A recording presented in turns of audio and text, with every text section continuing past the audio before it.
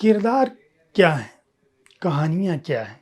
हम सभी एक पात्र हैं जीवन के, लेकिन कितने ऐसे लोग हैं जो अपने आस-पास देखे गए दृश्य, अपनी गली मोहल्ले, अपने से मिले हुए व्यक्तियों या उन लोगों को जो आपके जीवन के इर्द-गिर्द गुजरते हैं, उनको आधार बनाकर कहानियाँ लिखते हैं।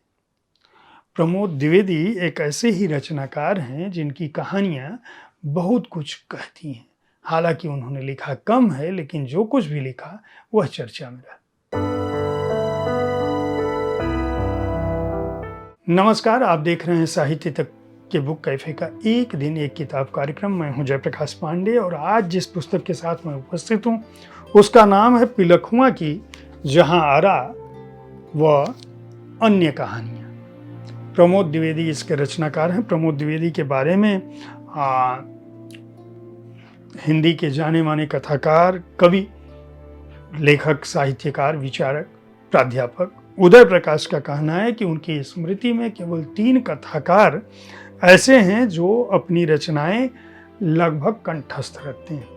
एक स्वर्गीय शरद जोशी, दूसरे ब्रजेश्वर मदान और तीसरे प्रमोद द्विवेदी।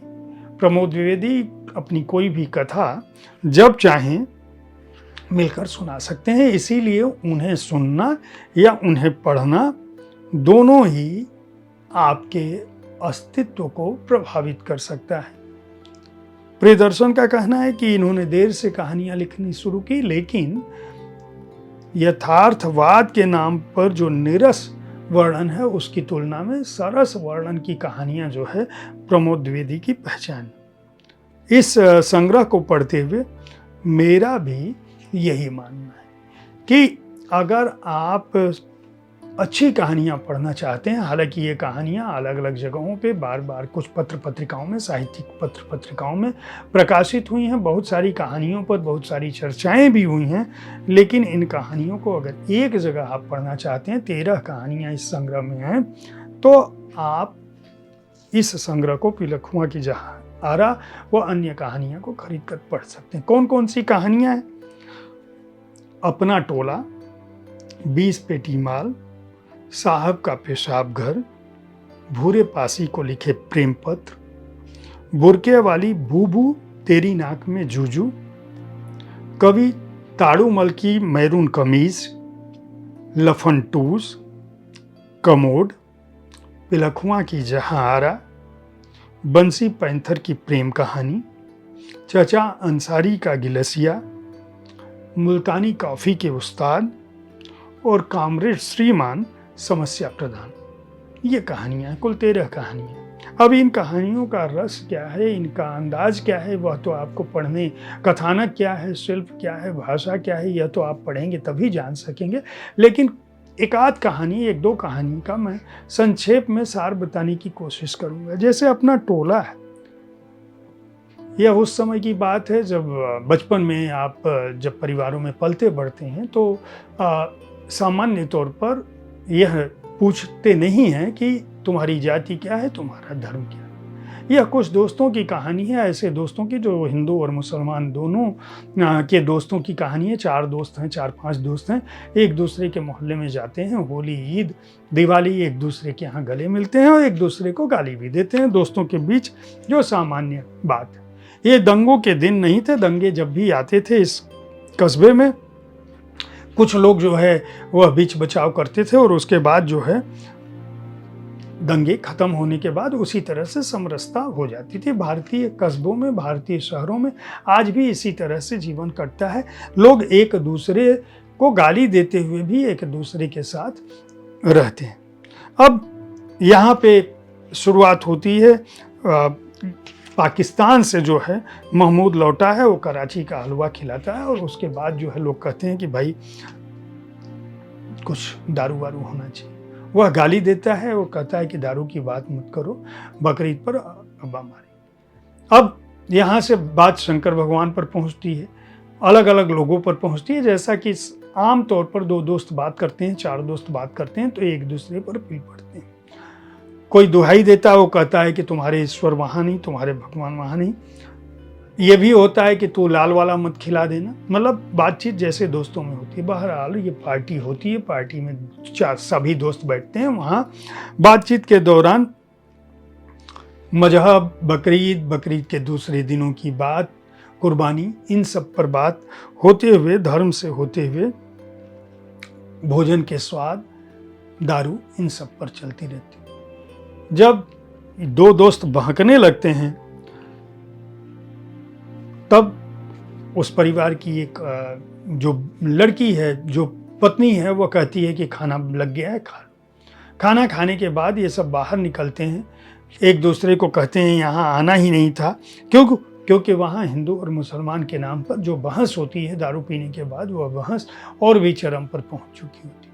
ये दोनों सोचते हैं हमको आना नहीं चाहिए, लेकिन वो मुस्लिमों का मोहल्ला है, वहाँ से खाना खा के निकल रहे हैं, रास्ते में जो है एक इधर उधर करते हैं। एक जगह सुसु करने के लिए एक रुकता है, पीछे देखता है कि दो लड़के जो हैं वह मुस्टंडे, वो इसके पीछे सुसु कर रहे हैं।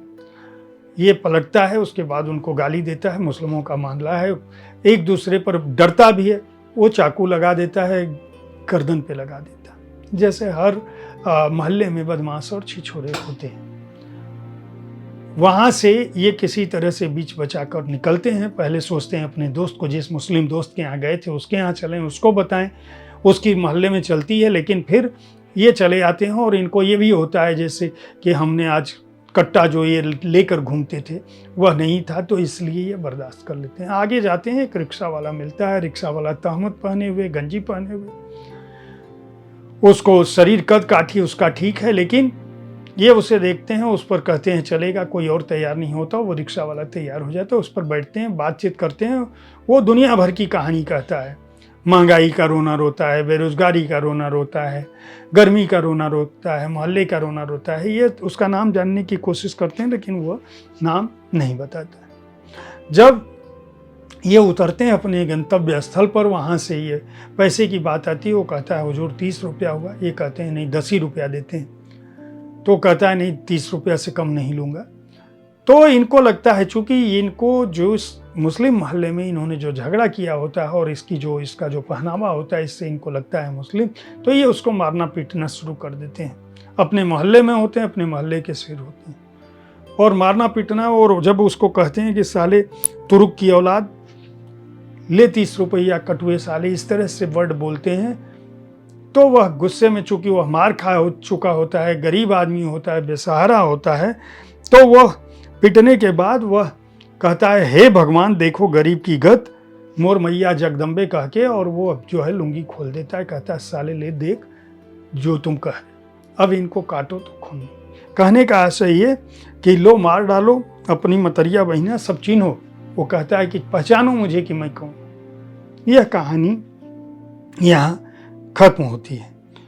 और सलोने और कुंजन इनका नाम होता है, जो दोनों गए थे, वो अपना माथा पीट लेते हैं और वो कहते हैं कि अरे तुम तो अपना नाम पहले ही क्यों नहीं तुमने बता दी, पहले बता दी होती। यानी कि हिंदू और मुसलमान के बीच एक दूसरे की दोस्ती किस तरह से व्यर्थ बातों में कटुता के उस स्तर पर पहुंच गई है, जहां आप किसी के पहनावे को उसकी पहचान से जोड़कर देखते हैं, और चूंकि वह कमजोर है इसलिए आप उसको मार देते हैं। मुस्लिम मोहल्ले में तो आप अपनी जान बचाकर निकलते हैं, उसी मुस्लिम दोस्त के घर खाते हैं, उसी जमात में एक आदमी के घर खाते हैं, उसके यहाँ बने गोश्त की तारीफ करते हैं, और दूसरी तरफ मोहल्ले से बाहर जाते ही आप किसी दूसरे व्यक्ति को जो कमज़ोर है इसलिए मार देते हैं क्योंकि उसका पहरावा मुसलमानों जैसा था। ये हिंदू और मुसलमानों की बात नहीं है, यह बताती है कि किस तरह से समय का बदलाव हो रहा है और अपने टोले का क्या अर्थ है। अब पिलखुआ की जहारा कहानी की बात करूं तो एक लड़की है जो मुस्लिम परिवार की है, पिलखुआ की रहने वाली है, दिल्ली आती है पहली बार शादी के बहुत समय बाद। हालांकि शादी की वक्त हो गया लेकिन घर से बाहर निकलने की जिम्मेदारी नहीं होती है, बुरके में आती है। उसका बहुत मन होता है लाल किला घूमते हुए, वहाँ वो जहारा का लहंगा देखती है और उस पर फिदा होती है। हालांकि उस पर धूल गर्द पड़ी हुई है, वह तेवर नहीं है, लेकिन ये सोचने लगती है कि आखिर ऐसा मेरे पास होता लहंगा तो क्या होता है। इसी दौरान उसका पति जो है वह गुटखा खाने की लत होती है, इसको देखता है काफ़ी देर यह रुकी हुई है तो चला जाता है। ये उसको फ़ोन करती है, उस तरह से कथानक शुरू होता है और फिर वो कहता है चल गुप्ता अंकल के यहाँ खरीदारी करेंगे। तमाम तरह की बातें होती हैं। इस दौरान वो कहती है कि मैं चाहती हूँ बुर्का निकाल। जब वो निकालती है तो उसका सौंदर्य देख के उसका पति खुद एक तरह से चकित रह जाता है। वो कहता है अरे तू तो पिलखुआ की जहारा तो तू ही है, और तो इसी तरह से वो सूट सलवार में होती है।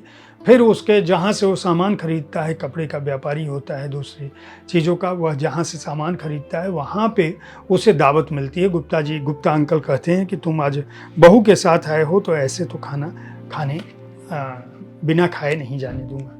तमाम तरह का व्यंजन मिलता है। वहीं पे पिलखुआ का कोई और दूसरा व्यापारी उनका भांजा आया होता है, और जब यह ट्रेन से जाने की बात करता है तो वह कहता है कि नहीं, ये एक लहंगा उसको देता है और कहता है कि ये नवाबों के यहाँ जाता था। हमारे यहाँ से कई खानदानों पीढ़ियों की बात होती है कि किस तरह से पुरानी दिल्ली में रहने वाले लोग कारोबार करते हैं, और एक लहंगा वह उपहार में इस लड़की को देता है। और जब ये ट्रेन से जाने की बात करती है तो जो भांजा आया हुआ होता है वो कहता है मैं तुम्हें टाटा सफारी से छोड़ दूंगा, जो मैं भी जा ही रहा हूँ, लौट ही रहा हूँ पिलखुआ।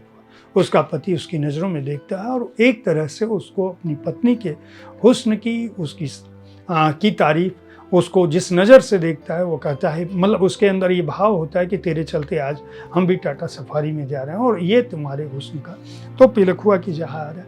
कहानियों का विन्यास, कहानियों का जो परिदृश्य है, उनकी जो कथा है, वह जो कहन शैली है प्रमोद द्विवेदी की, वह अद्भुत है।